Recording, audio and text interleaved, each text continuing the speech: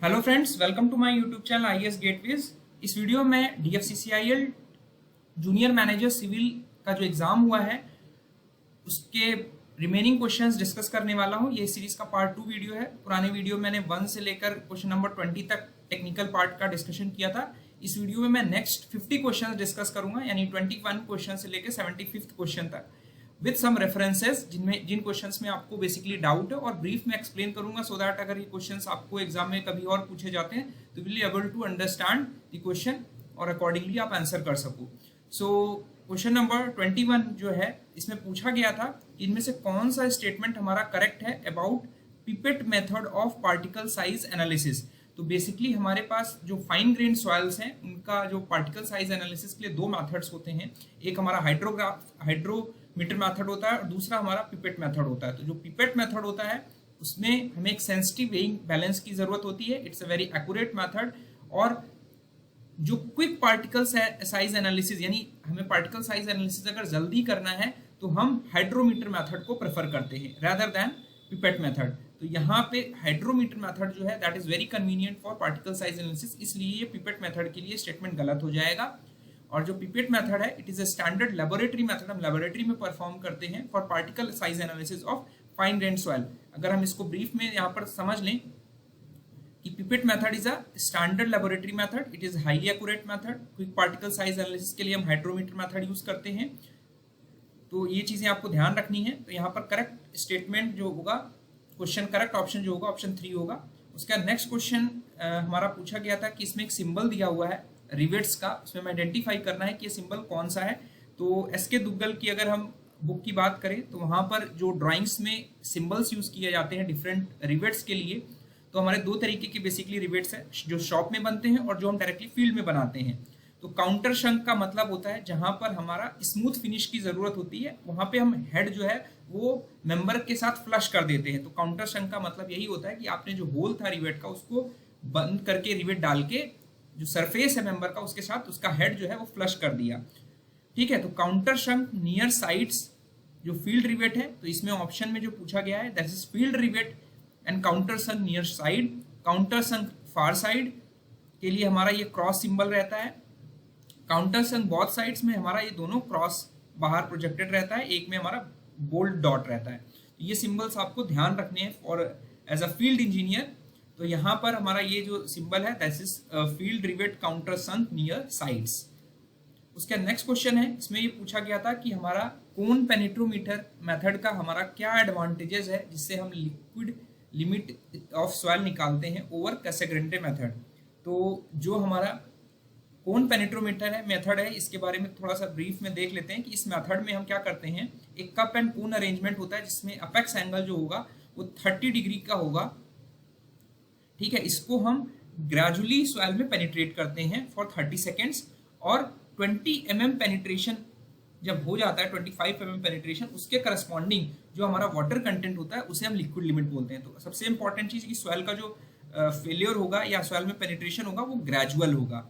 ठीक है, हम इस मेथड को वाइड रेंज ऑफ सॉइल्स में यूज कर सकते हैं। रिजल्ट्स हमारे काफी रिलायबल होते हैं और ये डिपेंड करता है कि जो टेस्ट करने वाला है उसके जजमेंट पर। ठीक है, this method is widely adopted for, सबसे ज्यादा जो हम अडॉप्ट करते हैं इस मेथड को लो प्लास्टिसिटी सॉइल्स के लिए करते हैं। The cone penetrometer device is easier to maintain, हम आसानी से टेस्ट परफॉर्म कर पाते हैं और जो डिवाइस होता है उसे हम आसानी से मेंटेन कर लेते हैं। The cone penetrometer device yields more reproducible results than Casagrande device. ठीक है, कैसेग्रेंटे डिवाइस का आपने लिक्विड लिमिट अपरेटस पढ़ रखा है, that is more complicated as compare to cone penetro method, और रिजल्ट्स भी हमारे काफी रिप्रोड्यूसिबल फॉर्म में होते हैं। तो अगर हम यहाँ पर ऑप्शंस देखें कि यहाँ पर दिया हुआ था it imposes a sudden deformation of soil, ये स्टेटमेंट गलत हो जाएगा कोन पेनिट्रोमीटर के लिए। यहाँ पे सॉइल का जो पेनिट्रेशन हो रहा है दैट इज वेरी ग्रेजुअल। तो हमारा करेक्ट स्टेटमेंट 3 होगा। उसके बाद हमसे पूछा गया था कि कौन सी पाइल्स हमारी वाटर फ्रंट स्ट्रक्चर्स में यूज की जाती हैं जब शिप्स और वेसल्स का इंपैक्ट आता है। तो डिफरेंट टाइप्स ऑफ पाइल्स मैंने यहाँ पर कंपाइल की हैं कि जो एंकर पाइल्स होती हैं they are used to provide anchorage against horizontal pull from ship piling और वाटर।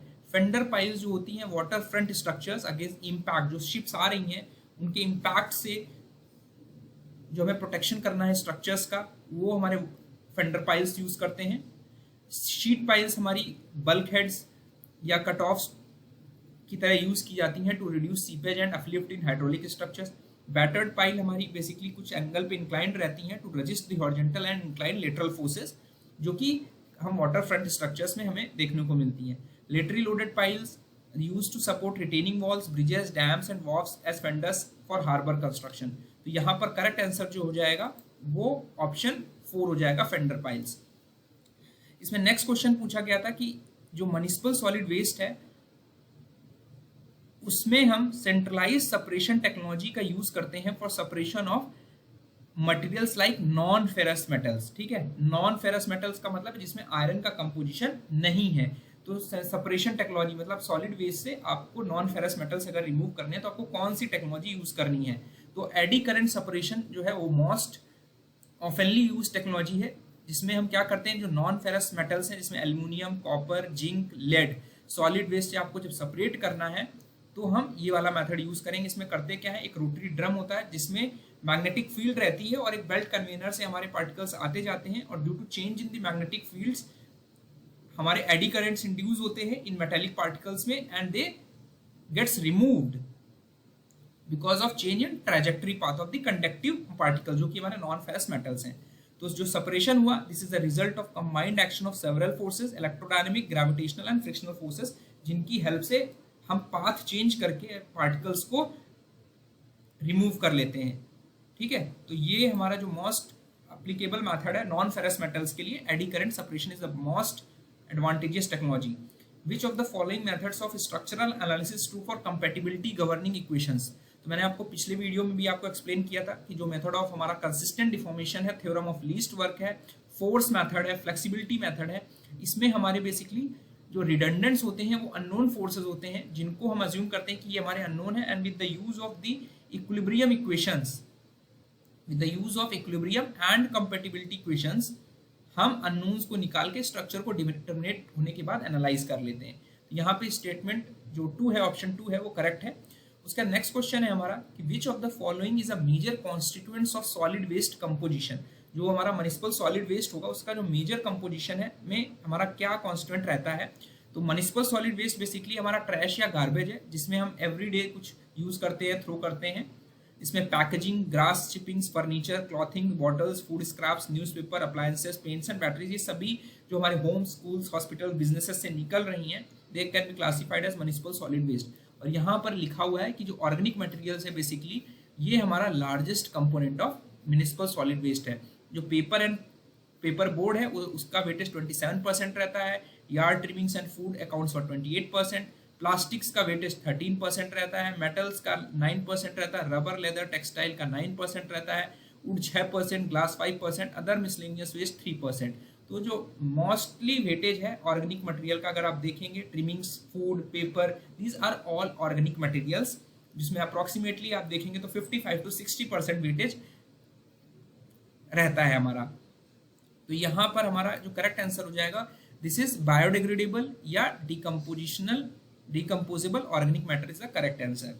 उसके नेक्स्ट क्वेश्चन है हमारा कि जो पेनिट्रेशन टेस्ट है बिटुमिन पे वो हम किस टेम्परेचर पर परफॉर्म करते हैं। तो it is done at 25 degree plus minus 0.1 degree Celsius. ठीक है, तो करेक्ट आंसर ऑप्शन ए हो जाएगा। विच of the following is not one of the common types of mat foundation.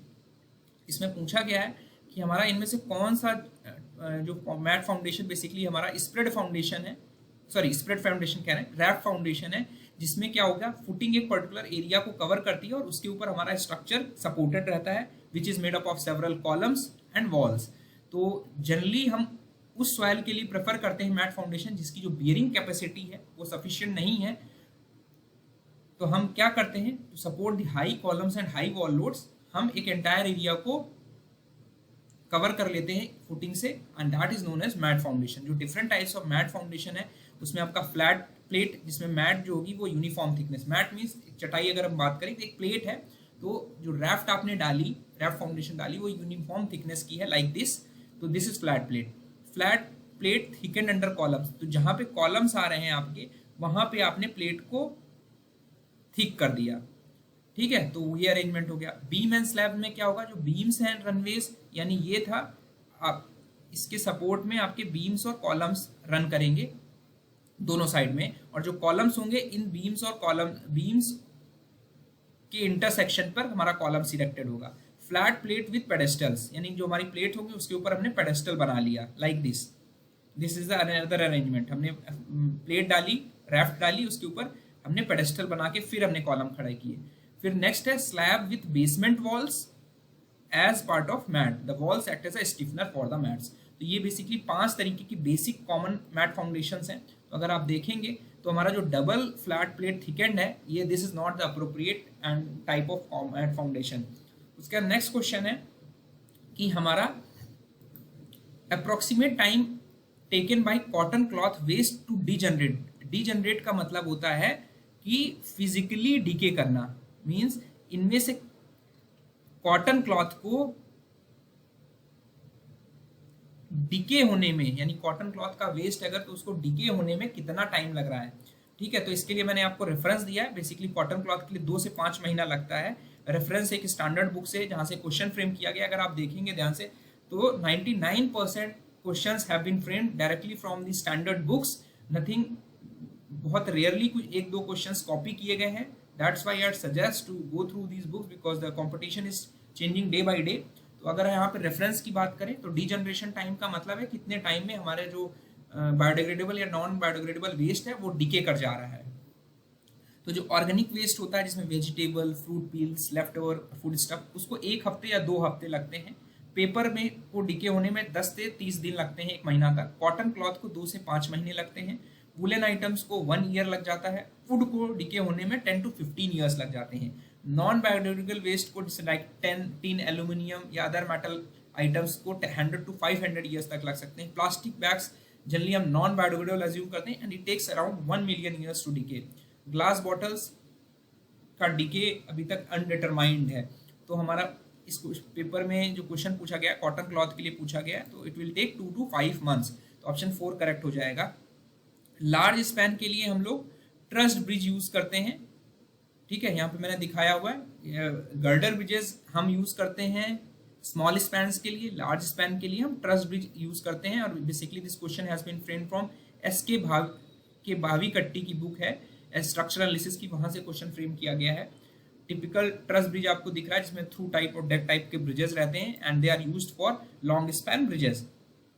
उसके बाद नेक्स्ट क्वेश्चन है हमारा कि which of the following are closed at top but open at the bottom. तो basically जो caissons होते हैं ये एक स्पेशल टाइप के फाउंडेशंस होते हैं जिनका शेप जो होता है वो बॉक्स से रिसेंबल करता है। ठीक है, तो 2 तरीके के हमारे बेसिकली कैसॉन्स होंगे, न्यूमेटिक कैसॉन्स होंगे और एक फ्लोटिंग कैसॉन्स होंगे।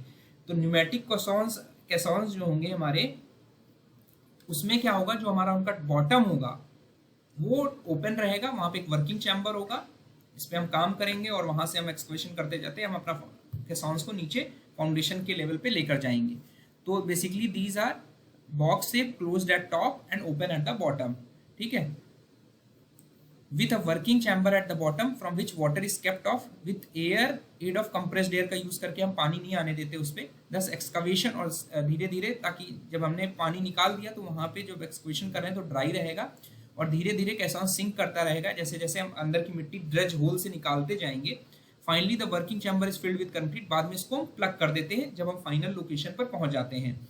ठीक है, ओपन कैसॉन्स में क्या होगा, open both at top and bottom during, जब हम ध्यान रखना है कि कंस्ट्रक्शन की बात कर रहे हैं, जब हम कंस्ट्रक्शन कर रहे हैं तो हम नीचे से भी हमने ओपन कर रखा है बॉक्स को और ऊपर से भी बंद कर रखा है, हम सिंक करते जाएंगे, जब पहुंच जाएंगे तो कंक्रीट से सील कर देंगे बॉटम को और जो पानी अंदर आया उसको ड्राई आउट निकाल लेंगे।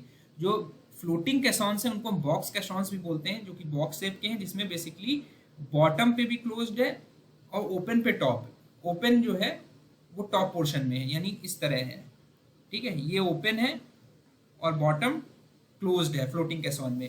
तो बेसिकली हम इसको बाहर कास्ट करते हैं लैंड पे और उसके बाद पानी में ले जाके लॉन्च करके साइड पर जाके उसको संक करते हैं, इस बाकी इसके ऊपर सैंड या ग्रेवल्स या कंक्रीट फिल करके।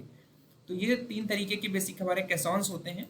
तो करेक्ट आंसर यहाँ पर न्यूमेटिक कैसॉन्स होगा, बिकॉज यहाँ पर पूछा जा रहा है कि closed at the bottom and open at the, closed at the top and open at the bottom. उसका नेक्स्ट क्वेश्चन है हमारा कि if the non linearity in the system is due to stress strain relationship it is called material non linearity. ये भी हमारी SK. Bhavikatti की book है उससे पूछा गया है क्वेश्चन। यहाँ पे मैंने रेफरेंस लगाया हुआ है कि नॉन लीनियरिटी का मतलब है कि हमारा जो स्ट्रेस स्ट्रेन रिलेशनशिप है वो ओबे नहीं कर रहा है हमारा मटेरियल। तो if the non linearity is due to stress strain relationship, उसे हम मटेरियल नॉन लीनियरिटी बोलेंगे। और अगर हमारी नॉन लीनियरिटी ज्योमेट्रिकल चेंजेस की वजह से है तो उसे हम ज्योमेट्रिक नॉन लीनियरिटी बोलेंगे। और कुछ केसेस में हमें दोनों नॉन लीनियरिटी कंसीडर करनी पड़ती है। तो non linear analysis lengthy and repetitive with minor changes in each cycle, hence it is suited for computer aided analysis. तो नॉन लीनियर एनालिसिस जो है वो कंप्यूटर एडेड एनालिसिस की हेल्प से हम एनालिसिस करते हैं। नेक्स्ट क्वेश्चन है हमारा, इनमें से कौन सा हमारा करेक्ट टाइप का रेनफोर्स्ड कंक्रीट बीम नहीं है? तो this is singly doubly reinforced, U beam is irrelevant. उसका नेक्स्ट क्वेश्चन है कि इनमें से किस टाइप का फाउंडेशन हमारा मशीन फाउंडेशन नहीं है? तो रेफरेंस के तौर पे मैंने दिया है कि बेसिकली 4 तरीके के हमारे मशीन फाउंडेशन होते हैं, block foundation, box type, wall type and frame type. इनकी डिटेल्स नहीं दे रहा हूं मैं आपको मैं शेयर कर दूंगा इसका PDF and read it out. तो यहाँ पर यूनिट टाइप का जो फाउंडेशन है ये इनअप्रोप्रिएट आंसर है यहाँ पर। उसका नेक्स्ट क्वेश्चन है हमारा कि this method of adjusting a traverse, जहां पर हम एंगल्स को प्रिसाइजली मेजर करते हैं और जो करेक्शंस हैं वो हम लेंथ में अप्लाई करते हैं, और लेंथ जो है उनके अलॉन्ग जो डायरेक्शन है वो चेंज नहीं होता, और जो ट्रैवर्स का जनरल शेप है वो प्रिजर्व रहता है। ठीक है, तो इस ट्रैवर्स एडजस्टमेंट मेथड को हम बोलते हैं एक्सिस मेथड। उसका नेक्स्ट क्वेश्चन है हमारा कि is the area of concrete in compression plus the area of reinforcement transform based on the modular ratio. तो यहाँ पर मैंने दिखाया हुआ है ग्रॉस सेक्शन। क्रैक्ड सेक्शन में हम क्या करेंगे, हम टेंशन के कंक्रीट को नेग्लेक्ट कर देते हैं। तो area of compression concrete plus जो एरिया ऑफ स्टील है कन्वर्टेड इनटू मॉडुलर रेशियो को अगर हम ऐड कर देंगे तो this is the transformed crack area. तो this is the cracked section. ठीक है, तो करेक्ट आंसर ऑप्शन 1 हो जाएगा। उसका नेक्स्ट क्वेश्चन है हमारा, the frame shown here is used for. तो बेसिकली ये पोर्टल ब्रेसिंग्स हैं जो कि हम ट्रस ब्रिजेस में यूज करते हैं, स्टील ब्रिजेस। तो अगर रेफरेंस के तौर पे इसको देखेंगे तो स्टील ब्रिजेस की एसके दुग्गल की बुक है, वहां पर ये लिखा हुआ है कि जो थ्रू ट्रस ब्रिजेस हैं वहां पर हम क्या करते हैं, डायगोनल ब्रेसिंग हम नहीं प्रोवाइड कर पाते। जो एंड पोस्ट है हमारे बेसिकली उन्हें हम टाई करके एक रिजिड पोर्टल फ्रेम बनाते हैं बेसिकली एंट्री पॉइंट पे। ठीक है, उसे हम कहते हैं portal frame. It transmits the end reactions of top lateral braces to the abutments. The portal bracing should be as deep as the head room allows so as to minimise the bending stresses in the end post and provide maximum rigidity. तो जो frame is commonly used for single track railway. ठीक है, तो ये जो frame structure है ये single railway track के लिए यूज करेंगे पोर्टल ब्रेसिंग में, और जो ये वाला स्ट्रक्चर है ये हम डबल ट्रैक रेलवे में यूज करेंगे, बिकॉज हमें विड्थ भी वहां पे डबल ट्रैक में ज्यादा चाहिए होगी, तो हमें we have to increase the width of the bracing. तो हमारा डबल ट्रैक रेलवे के लिए दिया हुआ है, करेक्ट आंसर ऑप्शन ए होगा। उसके बाद हमारा एक स्टैटिक इंडिटरमिनेसी के लिए इक्वेशन दी हुई है m+r-3j। तो m+r यानी हमारे एक मेंबर्स एक रिडंडेंट को करस्पॉन्ड कर रहा है, it means bending stresses and bending forces are being neglected, तो it means it is a pin jointed frame. और एक जॉइंट पे हमारे 3 रिडंडेंट्स हैं, 3 रिएक्शन सपोर्ट्स हैं, यानी it is a space frame. तो हमारा जो करेक्ट आंसर होगा this is pin jointed space frame. उसके बाद हमारा नेक्स्ट क्वेश्चन है कि which of the following do not allow the clay to be mix thoroughly. मतलब किन इम्प्योरिटीज की वजह से हम क्ले को प्रॉपरली मिक्स नहीं कर पाते और ब्रिक का अपीयरेंस वो खराब कर देते हैं। तो ऐसी इम्प्योरिटीज जो है पेबल्स एंड ग्रेवल्स हैं। इसका रेफरेंस मैंने यहाँ पर दिया हुआ है, pebbles of stones and gravels, the presence of pebbles does not allow the clay, because अगर हमारे बड़े साइज के पेबल्स रहेंगे approximate 300 mm cobbles and pebbles, more than 75 mm के जो साइजेस हैं, तो it will result into weak and porous brick. ध्यान रखना है, इसकी वजह से प्रॉपर मिक्सिंग नहीं होगी और हमारे जो ब्रिक्स बनेंगे वो पोरस और वीक होंगे। ठीक है, तो वेजिटेशन एंड ऑर्गेनिक मैटर की वजह से क्या होगा कि जब हमारा बर्निंग करेंगे तो ये हमारा जल जाएगा, लेकिन पोरस ब्रिक्स हमें मिलेंगे। एल्कलीज बेसिकली हमारा क्या करते हैं, this results in the efflorescence of BRICS. ठीक है, तो यहां पर हमारा करेक्ट आंसर जो होगा ऑप्शन 2 होगा। उसका नेक्स्ट क्वेश्चन है हमारा, it is the property that determine the ease and homogeneity with which concrete can be mixed, placed, compacted and finished. ऐसी प्रॉपर्टी को कंक्रीट की हम वर्केबिलिटी बोलते हैं। The thin layer of bitumen coating between existing pavement bituminous layer, एक bituminous layer के ऊपर दूसरी बिटुमिनस लेयर आपको डालनी है नई, तो we use tag coat which as a bonding coat. What is should be the standard spacing of trusses, 15 से 30 मीटर स्पैन की स्टैंडर्ड स्पेसिंग के लिए, ट्रसेस की स्पेसिंग के लिए हमें क्या स्पेसिंग, सॉरी 15 से 30 मीटर स्पैन, यानी अगर हम दीज आर द ट्रसेस, ये आपका स्पैन हो गया, तो यानी जो ये स्पैन जो है ट्रस का, अगर हमारा ये दूसरा स्पैन यहाँ पे होगा तो स्पेसिंग हमारी ये है बेसिकली। तो पूछा जा रहा कि अगर स्पैन हमारा 15 से 30 मीटर के बीच में है तो ये स्पैन आपको कितना रखना है। तो यहाँ पे मैंने आपको रेफरेंस दिया हुआ है स्टैंडर्ड बुक का, जिसमें बताया गया है कि दो कॉन्जिक्यूटिव ट्रेसेस के बीच की को हम स्पेसिंग बोलते हैं, और ये डिपेंड करता है कि कितनी साइज ऑफ स्पेस हमें कवर करना है एज अ रूफ। जैसे जैसे स्पेसिंग बढ़ेगी हमारे नंबर ऑफ ट्रस तो रिड्यूस होंगे, लेकिन पर्लिन की कॉस्ट हमारी बढ़ जाएगी। तो ध्यान रखना है स्पेसिंग जो रखते हैं 15 मीटर की स्पैन तक, यानी स्पैन अगर 15 मीटर से कम है तो 3 to 4.5 मीटर रखते हैं। जैसे जैसे स्पैन बढ़ेगा हम अपने ट्रस की स्पैन अगर बढ़ेगा तो हम स्पेसिंग को बढ़ा सकते हैं, ठीक है, बिकॉज नंबर ऑफ ट्रसेस की रिक्वायरमेंट कम हो जाएगी। और अगर हमारा स्पैन जो है 40 मीटर से ज़्यादा है तो हम स्पेसिंग 12 से 15 मीटर तक यूज़ कर सकते हैं with cross trusses replacing the purlins. तो यहाँ पर हमारा 15 से 30 मीटर स्पैन के लिए हमारा जो स्पेसिंग रखना है 4.5 से 6 मीटर रखना है। उसका नेक्स्ट क्वेश्चन है which of the following refractories finds application in extractive metallurgy, और ऐसी रिफ्रैक्टरीज जो कि बेसिकली हाई टेम्परेचर विथस्टैंड कर सकती हैं। और एक्सट्रैक्टिव मेटलर्जी हमारी वो टेक्निक है जिसमें हम ओर से जो यूजफुल मेटल है वो निकालते हैं। तो ऐसी रिफ्रैक्टरीज जो कि 2000 डिग्री सेल्सियस तक टेम्परेचर रजिस्ट कर सकती हैं, यहाँ पर रेफरेंस मैंने दिया हुआ है। 4 तरीके की बेसिकली रिफ्रैक्टरीज हैं which can withstand very high temperature. लेकिन जो मैग्नीशियम रिफ्रैक्टरीज हैं जहाँ पे हमारा मैग्नीशियम ऑक्साइड प्राइमरी कंपोजिशन है वो हमारे हाई टेम्परेचर विथस्टैंड कर सकते हैं up to 2000 degree Celsius, and it finds application in extractive metallurgy.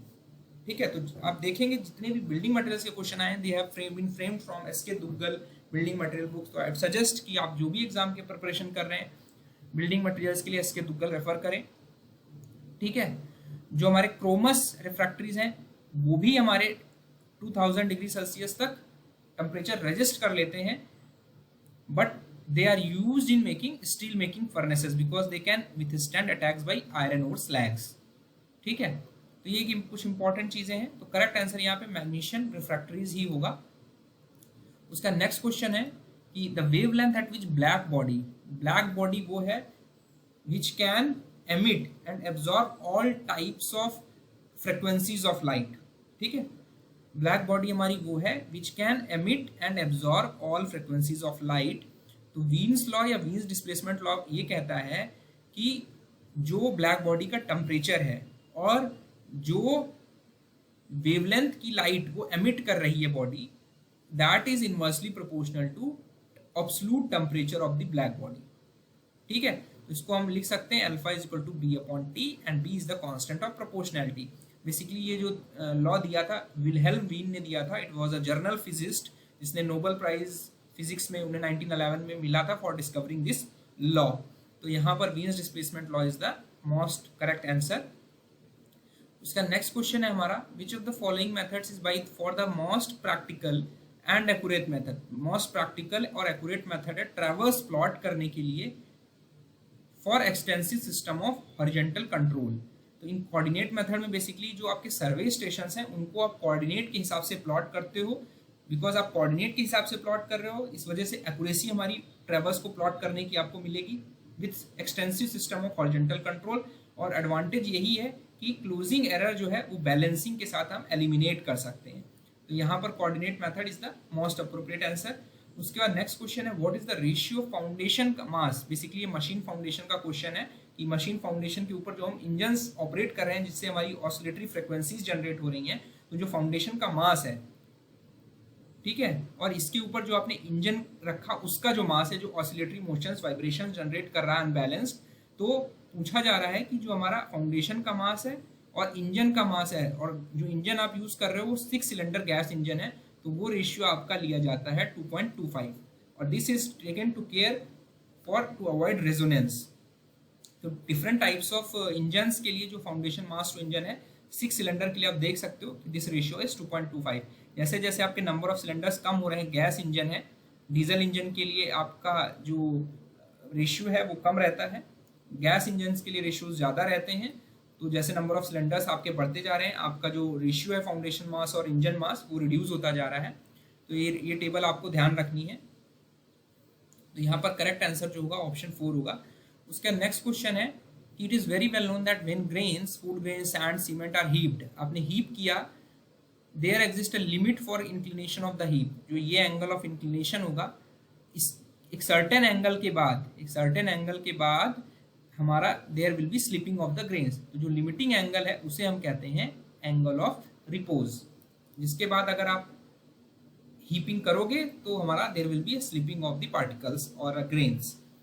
उसका नेक्स्ट क्वेश्चन है which of the following statement is not true for self weight one of the non applied forces. Basically कोई भी structure है वहां पे आपके दो तरीके के फोर्सेज लगते हैं। एक आपका होता है अप्लाइड फोर्सेज जिसमें आपके एक्सटर्नल फोर्सेज आते हैं, और एक होता है नॉन अप्लाइड। नॉन अप्लाइड का मतलब है जो आप अप्लाई नहीं कर रहे हो, स्ट्रक्चर के खुद के वेट की वजह से वो स्ट्रक्चर पे एक्ट कर रहा है। तो बेसिकली जब हम इक्विलिब्रियम कंसीडर करते हैं तो इट इज अज्यूम्ड कि वो सेंटर ऑफ ग्रेविटी पर लग रहा होगा बॉडी के, ठीक है, अगर हम एक्सेलरेशन या ग्रेविटेशनल इफेक्ट कंसीडर कर रहे हैं। और बिकॉज हर बॉडी में ग्रेविटेशनल एक्सेलरेशन लग रहा है तो इसकी वजह से because it has a self weight, because W is equal to M into G. इस G की इफेक्ट की वजह से जो भी बॉडी है उसके सेंटर ऑफ ग्रेविटी पे अंडर इक्विलिब्रियम सिचुएशन ये वेट एक्ट करेगा। ये हमेशा वर्टिकल डाउनवर्ड डायरेक्शन में एक्ट करेगा because acceleration is in downward direction. अगर सेल्फ वेट स्मॉल होगा तो हम इसे नेग्लेक्ट कर सकते हैं। तो स्टेटमेंट 1 जो है ये नॉन इक्विलिब्रियम की जगह इक्विलिब्रियम कंडीशन होता तो स्टेटमेंट सही होता। तो स्टेटमेंट 1 जो होगा इस क्वेश्चन के लिए करेक्ट आंसर होगा। यहाँ पे रेफरेंस भी मैंने दिया हुआ है कि like this is a body. तो यहाँ पर हमारा ये जो टेंशन लग रहा है ये एक्सटर्नल फोर्स है, और इस बॉडी के सेंटर ऑफ ग्रेविटी में जब हम इसका इक्विलिब्रियम कंसीडर करेंगे तो इट इज अज्यूम्ड दैट ये हमारा CG ऑफ बॉडी पे इसका मास इनटू ग्रेविटेशनल इफेक्ट की वजह से self weight non applied forces की तरह एक्ट कर रही है। जो स्टैटिक्स है this is not based on principle of physical dependence, there is no such principle of physical dependence. हमारा जो स्टैटिक्स में लॉज आप पढ़ते हो, principle of superposition, Newton's laws of mechanics, जो 3 लॉज ऑफ मोशन है basically, and parallelogram of law forces से govern है। उसके बाद नेक्स्ट क्वेश्चन है कि which of the following pavements can have a joint spacing of 10 metre to 30 metre. तो basically जो डिफरेंट टाइप्स ऑफ आपके रिजिड पेमेंट्स हैं उनको आप 3 कैटेगरीज में डिवाइड कर सकते हो, जिसमें आपका जॉइंटेड प्लेन कंक्रीट पेमेंट है, जिसमें आपका रेनफोर्समेंट नहीं है, वहां पर आपको जो स्पेसिंग जॉइंट्स की रखनी है वो 5 to 10 मीटर्स रखते हैं, और हम डॉवेल बार्स का यूज लोड ट्रांसफर के लिए यूज कर सकते हैं। लेकिन जब हम रेनफोर्समेंट दे रहे हैं कंक्रीट पेमेंट में तो we can increase the joint spacing up to 10 to 30 metre. Basically reinforcement आपका स्ट्रक्चरल कैपेसिटी नहीं बढ़ा रहा है, बट उसकी वजह से आप स्पेसिंग बढ़ा सकते हो जॉइंट्स के बीच में, और डॉवेल बार्स तो हमारा लोड ट्रांसफर करेंगे ही करेंगे। तो रेनफोर्समेंट क्या करते हैं, they helps to keep the slab together even after cracks. जो कॉन्टिन्यूअस रेनफोर्स कंक्रीट पेमेंट्स हैं they eliminate complete elimination of joints are achieved by reinforcement. ठीक है, वहां पे कोई जॉइंट स्पेसिंग नहीं, जॉइंट्स नहीं रहेंगे। तो करेक्ट आंसर यहाँ पे ऑप्शन 3 हो जाएगा, बिकॉज 10 से 30 मीटर तक की स्पेसिंग हम जॉइंटेड रेनफोर्स कंक्रीट पेमेंट्स में देते हैं। Which of the following method is generally used for determination of mass density of clay soils? तो बेसिकली जो हमारा मेथड है that is sand replacement method. हम इस तरह का ये वाला जो मेथड है सभी टाइप की सॉइल्स में यूज कर लेते हैं। ठीक है, उसका नेक्स्ट क्वेश्चन है which of the following statements is correct in regards to design consideration for bond and anchorage. I would suggest आप IS 456 के कोडल प्रोविजंस को अगर मेरे वीडियोस के थ्रू देखेंगे तो it will help a lot.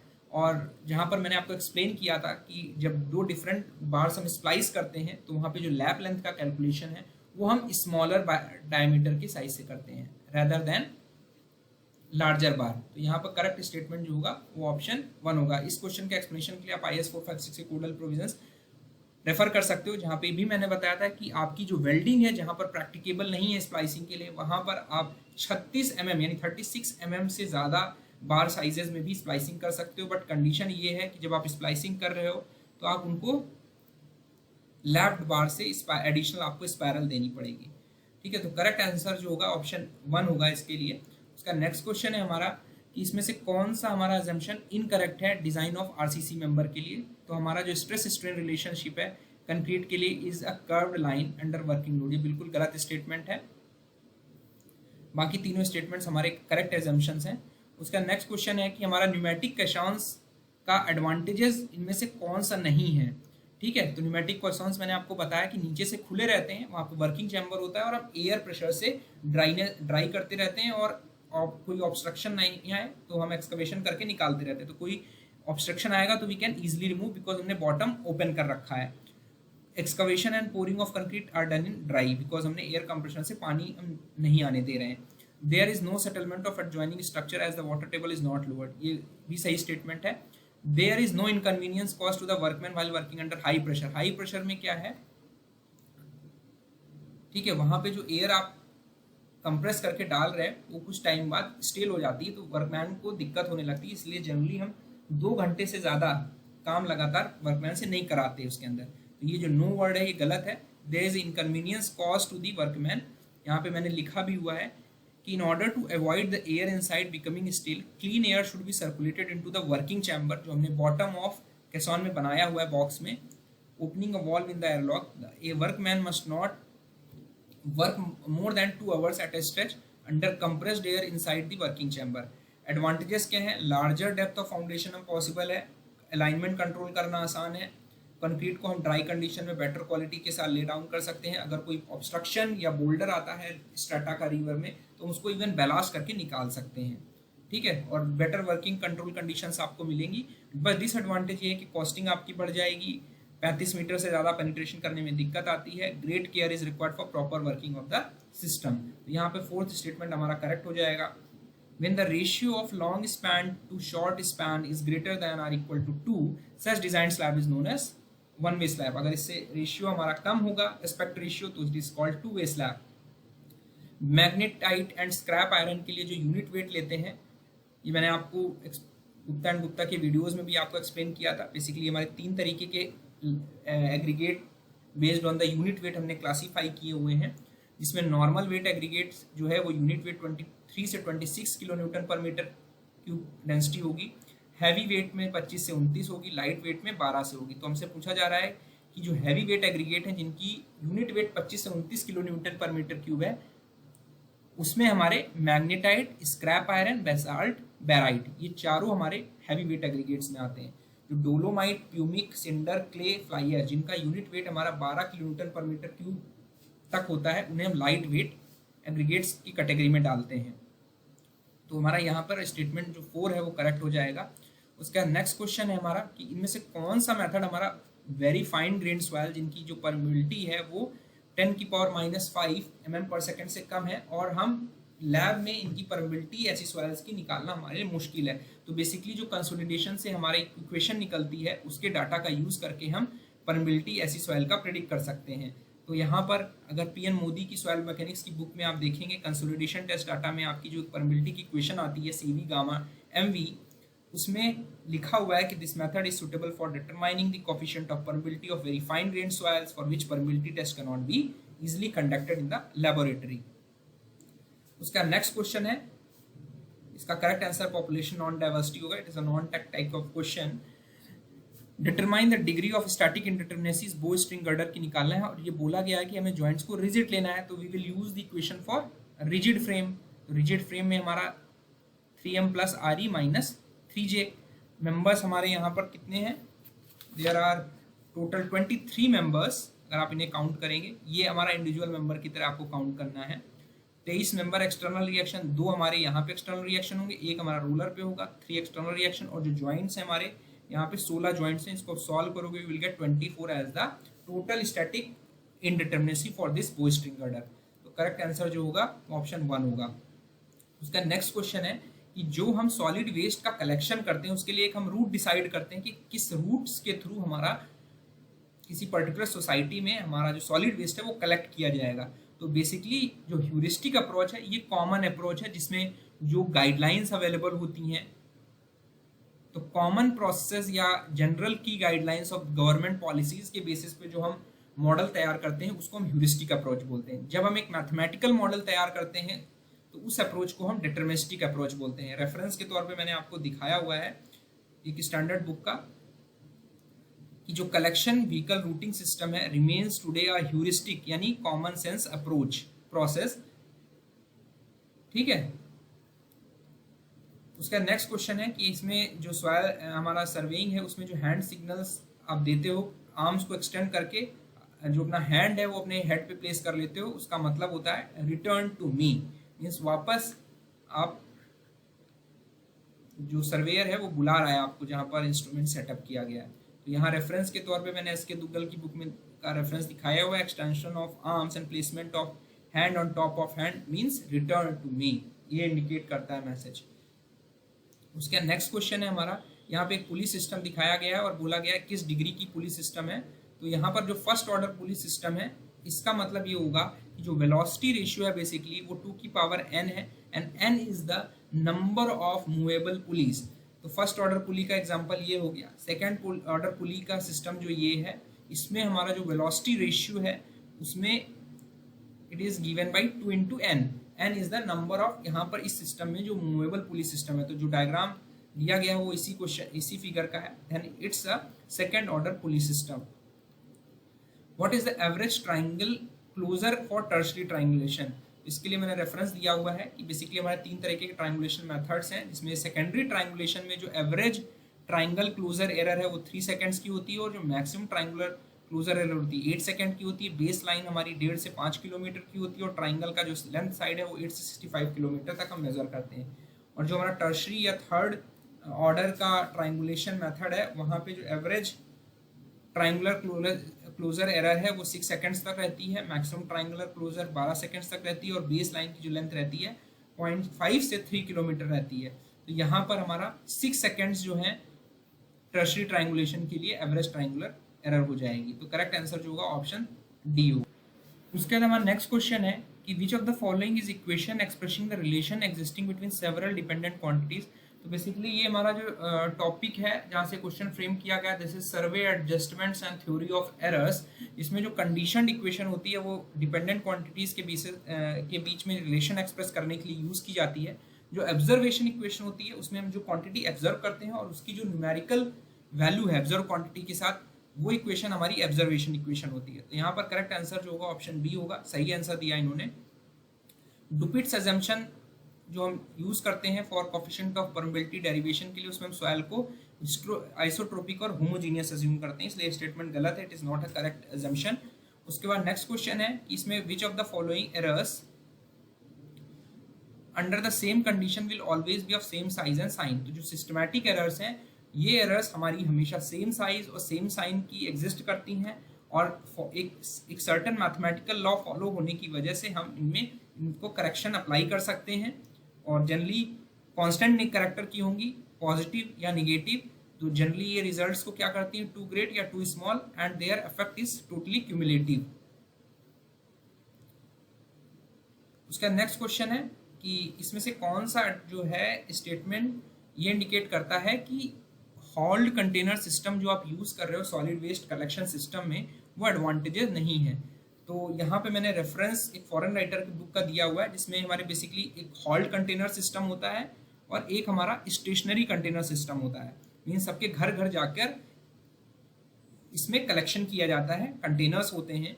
तो बेसिकली इस तरह का जो सिस्टम है वो वहाँ पे जुडिशियस होता है यूज करना, जहाँ पर वेस्ट का रिमूवल सोर्स से किया जाए, जहाँ पर जनरेशन का जो रेट है वो बहुत ज़्यादा हो। इस वजह से हम लार्ज कंटेनर यूज करते हैं। तो लार्ज कंटेनर का यूज करने से फायदा क्या होगा, हैंडलिंग टाइम रिड्यूस हो जाएगा और जो छोटे छोटे कंटेनर्स हम इकट्ठा कर रहे थे उसकी वजह से जो अनसैनिटरी कंडीशंस यूज हो रही थी वो हमारी अवॉइड हो जाती हैं। दूसरा एडवांटेज ये है होल्ड कंटेनर सिस्टम का flexibility. Containers of many different sizes and shapes are available for the collection of all types of waste. ठीक है, जहां पर हमारे कंटेनर्स मैनुअली फिल किए जाते हैं, इसका मतलब मैनुअली फिल कर रहे हैं, इट मीन्स आप जो कंटेनर का साइज है आप जनरली फिल नहीं कर पाते, उसकी वजह से हमारा जो यूटिलाइजेशन है वो लो हो जाता है, एफिशिएंसी रिड्यूस हो जाती है। तो ये जो यूटिलाइजेशन रेट है बेसिकली कंटेनर सिस्टम का वो लो हो जाएगा अगर आपका कंटेनर्स जनरली फिल्ड नहीं होंगे। यहाँ पे हमारा करेक्ट ऑप्शन जो होगा ऑप्शन 3 होगा, बिकॉज यहाँ पे हाई की जगह लो होता तब ये स्टेटमेंट करेक्ट होता। इसका नेक्स्ट क्वेश्चन है कि जो स्पेसिफिक ग्रेविटी है बिटुमिन की, ये हमारी 0.97 से 1.02 तक वेरी करती है एट 27 डिग्री सेल्सियस। ठीक है, उसका नेक्स्ट क्वेश्चन है हमारा, इसमें से कौन सा फ्लो डेंसिटी रिलेशन के रिगार्डिंग इनकरेक्ट स्टेटमेंट है। There will be no density between zero density and jam density when the flow is maximum, ये इररिलेवेंट स्टेटमेंट है। बाकी तीनों स्टेटमेंट्स करेक्ट हैं। मैंने यहाँ पर आपको डेंसिटी ट्रैफिक फ्लो डायग्राम्स दिखाया हुआ है, जिसमें जो डेंसिटी मीन्स किसी भी सेक्शन में जो नंबर ऑफ व्हीकल्स आपके ट्रैवल कर रहे हैं एक पर्टिकुलर स्ट्रेच में, तो डेंसिटी बढ़ती जाएगी तो ऑटोमेटिकली स्पीड रिड्यूस होती जाएगी। डेंसिटी बढ़ेगी तो आपका सर्टेन लेवल तक फ्लो बढ़ेगा, उसके बाद हमारा डेंसिटी मैक्सिमम होने पे जो फ्लो होगा वो जीरो हो जाएगा। उसका नेक्स्ट क्वेश्चन है कि argand oil lamp of about candle power is used as illuminated signals for underground sighting. तो यहाँ पर जो अंडरग्राउंड सर्वे हम करते हैं, जो वहाँ पे लाइट की हमें डेफिशिएंसी रहती है, तो बेसिकली हम क्या करते हैं, सर्वे करने के लिए कुछ हम इल्यूमिनेटिंग सिग्नल्स का यूज़ करते हैं। ठीक है, तो इल्यूमिनेटिंग सिग्नल्स हमारे बेसिकली क्या होंगे, लैंप्स जनरली हम यूज़ करते हैं। तो ये आर्गन ऑयल लैम्प एक स्पेशल टाइप का लैम्प है जिसमें हमारी जो इल्यूमिनेंस इंटेंसिटी होनी चाहिए in terms of candela, candela जो यूनिट है वो हमारी कैंडल पावर को इंडिकेट कर रही है, ल्यूमिनेंस इंटेंसिटी को इंडिकेट कर रही है। तो basically as a use for illuminated signals हमें 50 कैंडेला की ल्यूमिनस इंटेंसिटी चाहिए जब हम अंडरग्राउंड साइटिंग सर्वे कर रहे हैं। उसका नेक्स्ट क्वेश्चन है, it is a layer of natural soil prepare to receive the stresses from layers above, it should be compacted desirable density near OMC. तो जो नेचुरल सॉइल बोल रहे हैं यहाँ पे, तो नेचुरल सॉइल जो है वो सबग्रेड है। उसका नेक्स्ट क्वेश्चन है कि प्लेट गर्डर ब्रिजेस के रिगार्डिंग इनकरेक्ट स्टेटमेंट है। तो जो फैब्रिकेशन कॉस्ट है प्लेट गर्डर ब्रिजेस की वो स्लाइटली कम होती है, it is slightly lower than the truss girder bridges. ठीक है, मीडियम स्पैन के लिए हम प्लेट गर्डर ब्रिजेस का यूज करते हैं, लार्ज स्पैन के लिए हम ट्रस ब्रिजेस का यूज करते हैं, और प्लेट गर्डर ब्रिज भी हमारे थ्रू और डेक कंस्ट्रक्शन के हो सकते हैं। उसका नेक्स्ट क्वेश्चन है कि इसमें हमें बताना है कि किस टाइप का रिवेटेड जॉइंट है। तो बेसिकली यहाँ पे आप देख पा रहे हैं कि आपकी एक कवर प्लेट यूज की गई है, ठीक है, और 2 रोज ऑफ रिवेट्स हैं, तो it is a double riveted single cover butt joint. अगर आप डायग्राम देखेंगे यहाँ पर, तो यहाँ पे जो मैंने आपको फोटोज दिखाई हुई हैं, यहाँ पे एक सिंगल लाइन है रिवेट्स की, ठीक है, एक सिंगल कवर है बट जॉइंट में, तो this is single riveted single cover joint. यहाँ पर हमारी 2 कवर प्लेट्स हैं, तो single riveted double cover joint होगा। तो यहाँ पर option 4 is the correct statement. इसका नेक्स्ट क्वेश्चन है हमारा, यहाँ पर बताना है कि हमारा जो फ्री बॉडी डायग्राम है वो ये वाला फ्री बॉडी डायग्राम वो किसको रिप्रेजेंट करता है। तो यहाँ पे इस बॉडी पे ग्रेविटेशनल फोर्स डाउनवर्ड डायरेक्शन में एक्ट कर रही है, नॉर्मल वर्टिकल रिएक्शन एक्ट कर रही है और फ्रिक्शनल फोर्स एक्ट कर रही है। और हमारे पास 4 ऑप्शन दिए हैं, तो मैंने चारों के अगेंस्ट में जो फ्री बॉडी डायग्राम है वो आपको दिखाया हुआ है। इसमें बोला गया कि एक राइटवर्ड फोर्स अप्लाई किया गया है to a book in order to move it across a desk at constant velocity. तो डेस्क के ऊपर अगर कोई बुक है उस पर आप कोई राइटवर्ड फोर्स लगाओगे तो there will be a frictional force. यहाँ पर बोल दिया इसने फ्रिक्शनल फोर्स आपको कंसीडर करना है, तो बुक के कॉन्टैक्ट सरफेस पे आपकी एक फ्रिक्शनल फोर्स होगी, एक आपकी जो आपने फोर्स अप्लाई की जो मास इनटू एक्सेलरेशन होगा, ठीक है, और इस फ्रिक्शनल फोर्स की वजह से एक नॉर्मल रिएक्शन जनरेट होगी और एक ग्रेविटी फोर्स होगी उसकी सेल्फ वेट की वजह से। तो जो हमारा फ्री बॉडी डायग्राम बनेगा कुछ इस तरह बनेगा। A football is moving upwards towards its peak after having been booted by a punter। यहाँ पर अगर बॉल को इस तरह हम हिट कर रहे हैं और हमने कहा कि एयर रेजिस्टेंस आपको नेग्लेक्ट कर देना है, तो इसके केस में केवल और केवल इसका सेल्फ वेट ही हमारा एक्ट कर रहा होगा। तो जो हमारा ग्रेविटेशनल फोर्स होगा या फ्री बॉडी डायग्राम होगा कुछ इस तरह होगा, ठीक है। A force is applied to the right to drag a sled across loosely packed snow with a rightward acceleration।